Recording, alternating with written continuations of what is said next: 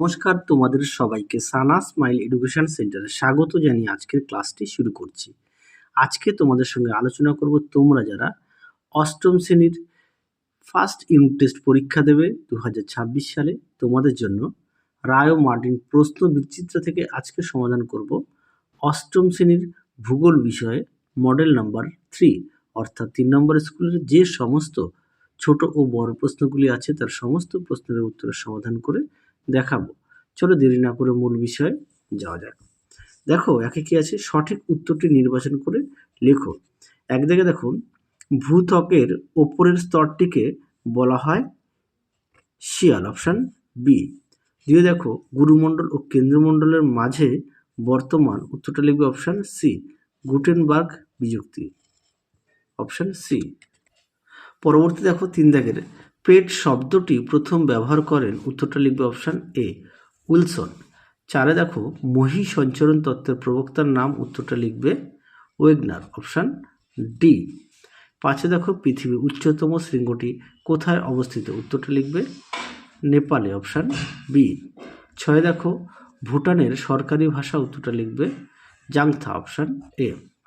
2 দাগে দেখো সত্য মিথ্যা, 1 দাগের উত্তরটা হবে মিথ্যা, 2এরটা হবে সত্য, 3এরটা হবে সত্য, 4এরটা হবে সত্য। শূন্যস্থান পূরণ দেখো কি আছে।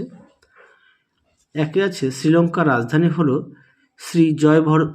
শ্রী জয় বর্ধনেপুরা কোট্টে। 2 দেখো উত্তরটা হবে ওয়াংচু নদীর মিলনস্থলে চুখা জলবিদ্যুৎ প্রকল্প রয়েছে। 3 দেখো প্যাগোডা দেশ বলা হয় মায়ানমারকে। 4 আছে ভারতের প্রতিবেশী দেশের সংখ্যা 9টি। পরবর্তী দেখো 4-এর 1 দাগ পাললিক শিলায় জীবাশ্ম দেখা যায় কেন, দেখো এটা উত্তরটি পাঠ্য বই থেকে দেখাবো। তোমরা এই প্রশ্নের উত্তরটা এটা লিখতে পারো, হ্যাঁ অবশ্যই চিত্রটা একটু দেখে নিও, পাঠ্য বই থেকে পেজ নাম্বার 22। পরবর্তী দেখো নেপালের পর্যটনের সমৃদ্ধ যুক্তি দাও। আচ্ছা এই প্রশ্নের উত্তরটি তোমাদের আমি সহায়িকা থেকে দেখাচ্ছি, পাঠ্য বইতে আছে 75 পেজে, আর সহায়িকা থেকে আমি তোমাদের দেখাই। যেহেতু পাঠ্য বই প্রত্যেকের কাছে আছে, সহায়িকা অনেকের না থাকতে পারে, তাহলে তোমরা সহায়িকা থেকে একটু পড়ে নিতে পারবে। দেখো উত্তরটি পয়েন্ট দিয়ে সুন্দর করে দেওয়া আছে, দেখে নাও, এই পর্যন্ত লিখবে। পরবর্তী দেখো কি আছে, 5 দাগের নিচের প্রশ্নগুলি, নিচের 1 দাগ দেখো। আচ্ছা 1 দাগের প্রশ্নটি তোমরা পাঠ্য বইতে 5 পেজে পেয়ে যাবে, হ্যাঁ একটু দেখে নিও।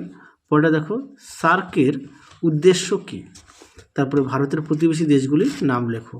দেখো প্রশ্নের উত্তর।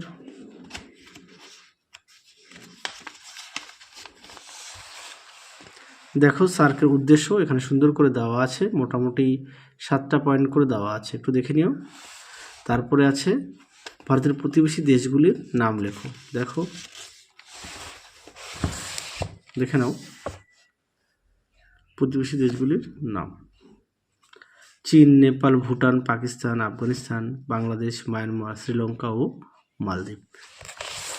তাহলে এই তোমাদের 3 নম্বর স্কুলে যে সমস্ত প্রশ্ন ছিল আমরা সমাধান করে দেখিয়ে দিলাম, তোমরা অবশ্যই ভালো করে পড়বে। আজকের মতো এখানেই সমাপ্ত করছি, আবার দেখা হবে খুব শীঘ্রই পরবর্তী ভিডিওতে। তোমরা সবাই সুস্থ থেকো, ভালো থেকো, আজকের মতো টাটা।